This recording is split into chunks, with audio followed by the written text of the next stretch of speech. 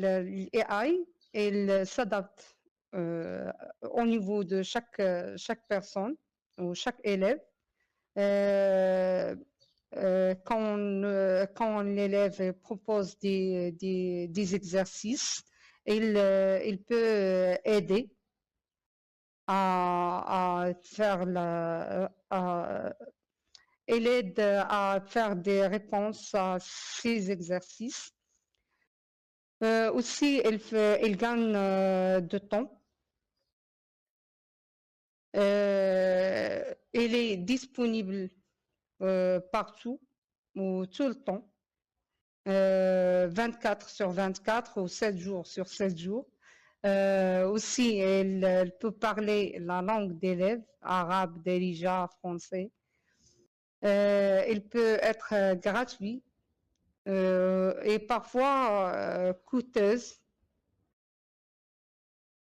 Et aussi, il aide des professeurs. Et dernièrement, j'ai entendu que sur les examens des élèves 16e, il peut faire des scans, le papier de la personne pour lui donner des résultats. C'est pour la correction ou bien pour Oui, c'est l'examen? pour la correction. La Pour la correction, oui. Oui, bien sûr, et il peut être utilisé, mais bien sûr, si on peut l'alimenter par les informations, parce que au niveau de la correction, je vais vous expliquer une chose. Au niveau de la correction des examens, c'est très difficile parce que normalement,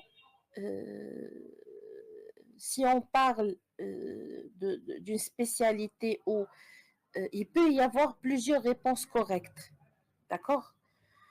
Mais si vous remarquez, au niveau des examens de baccalauréat, si vous trouvez les examens avec les corrections, vous trouvez toujours des indices de réponse et pas des réponses.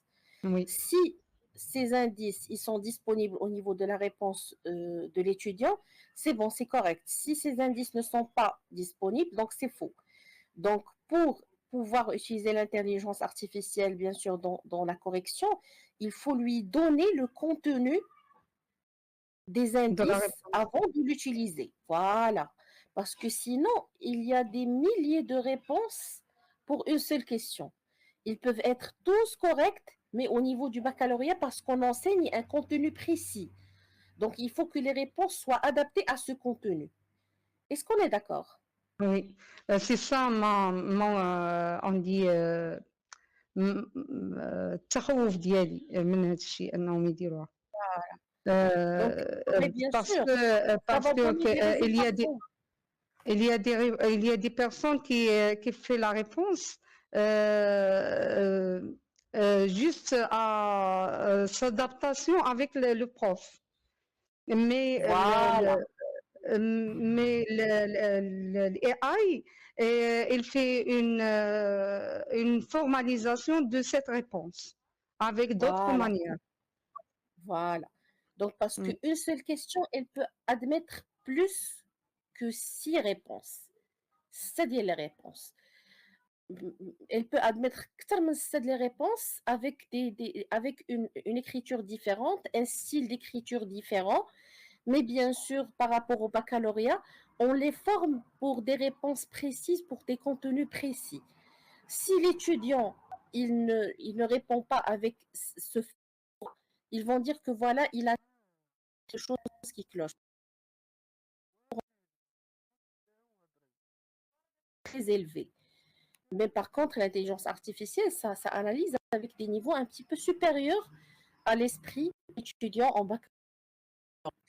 Normalement, la meilleure manière, la bonne manière de traiter les examens, normalement, ça doit être ce QCM. Les QCM, la corriger et ça permet de détecter l'étudiant, il a pu acquérir des informations exactes, correctes.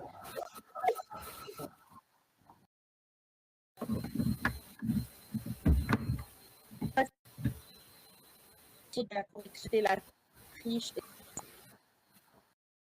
de cas, des questions, éviter l'effet de la triche. Oui, Monsieur Mustapha, je pense que vous avez quelque chose à dire.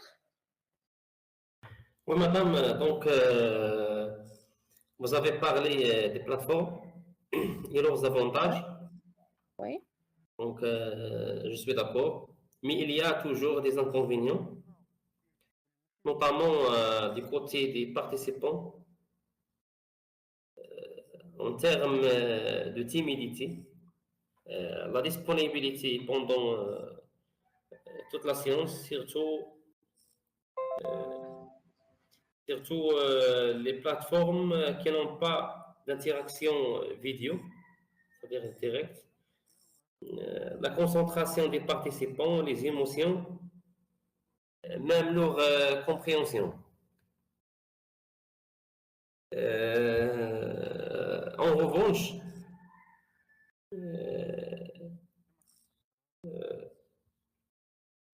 c'est-à-dire le prof n'a pas les outils de savoir de toutes ces anomalies.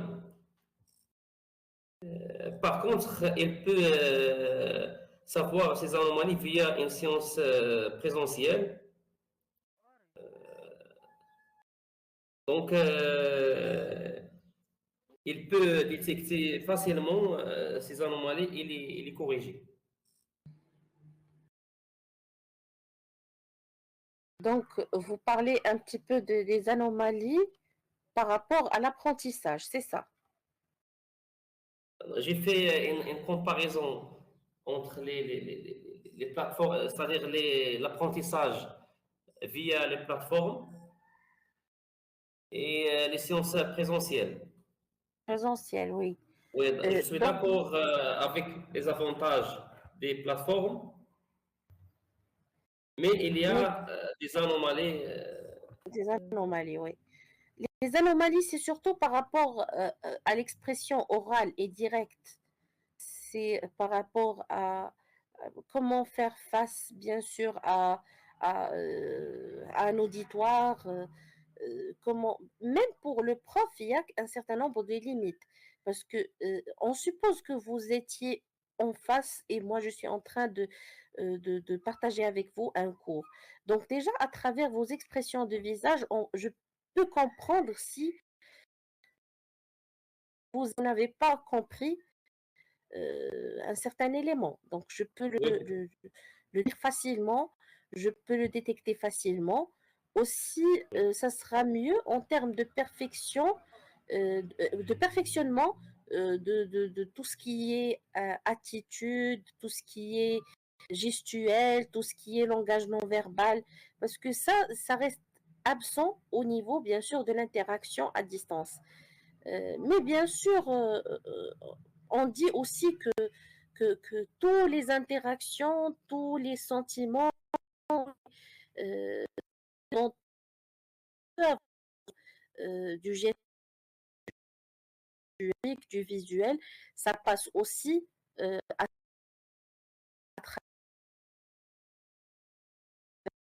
à travers l'attitude, à travers tout ce que pour cet échange direct, il faut toujours être, ça veut dire motivé, disponible à 100%, mais l'interaction et l'échange à distance, c'est plus facile, c'est moins fatigant. Surtout si ça va être une interaction durable, ça veut dire de longue durée. Est-ce qu'on est d'accord sur ça? Oui, madame. oui, madame, je suis Alors, d'accord. ouais, vous m'entendez? Oui, je vous entends, allez-y. Oui, madame. Alors,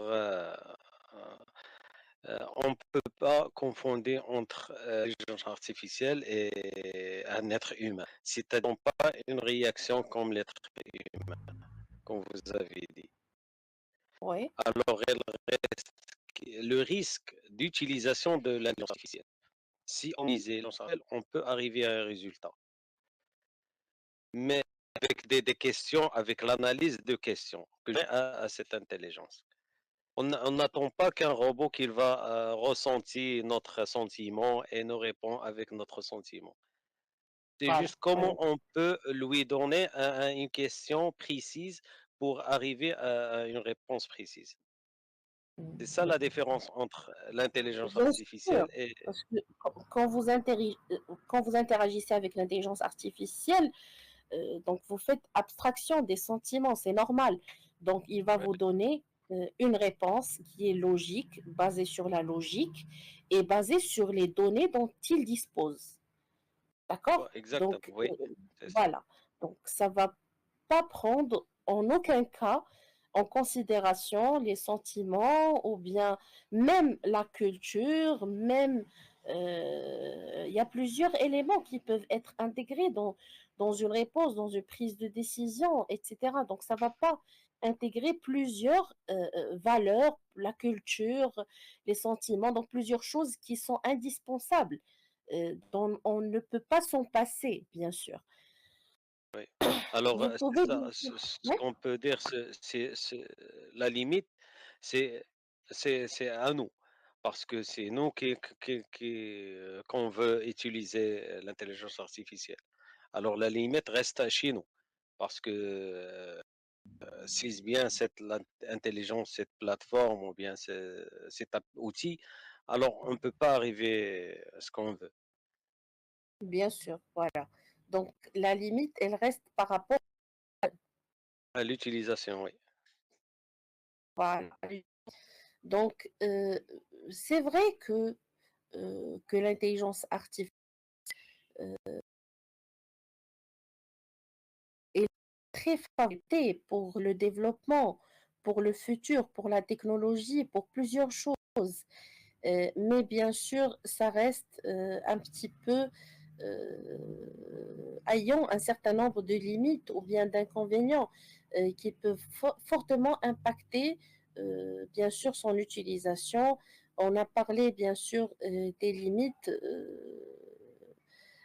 Ça veut dire par exemple, cette inégalité euh, d'accessibilité, cette,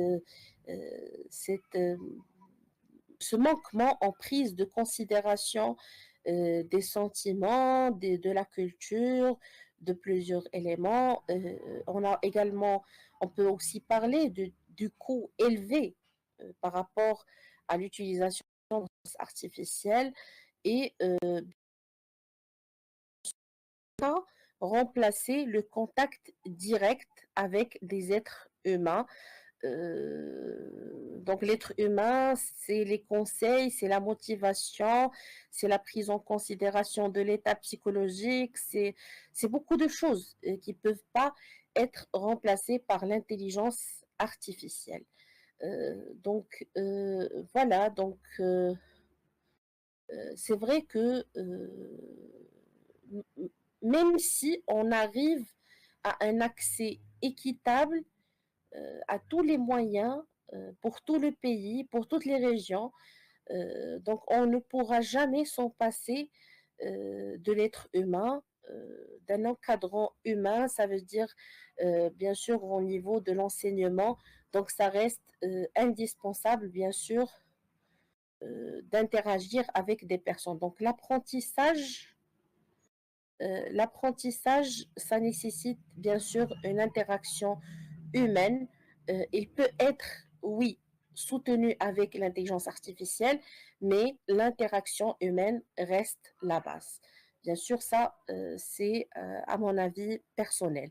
Donc, bien sûr, vous pouvez donner votre avis, il n'y a aucun problème. S'il y a une personne qui a un avis contraire, vous pouvez bien sûr le donner.